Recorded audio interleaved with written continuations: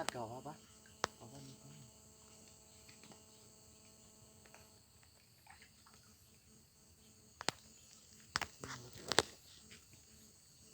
นโคตร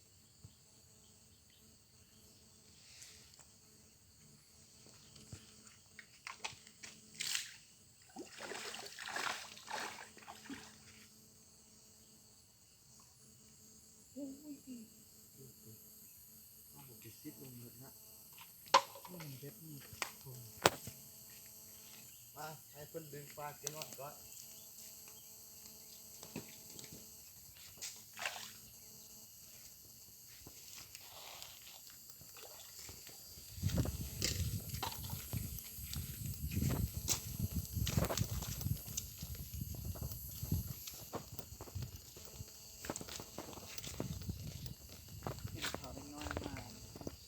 อยู่ใส่ก็แองนี่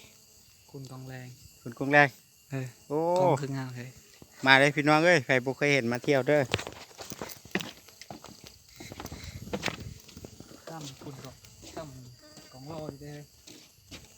อะไร ซ้ำได้ คือตั้ม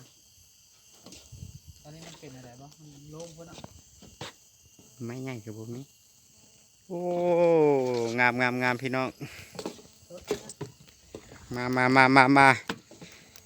แหล่งท่องเที่ยวกันนะอยู่แขวงขมวนขุนกองแรง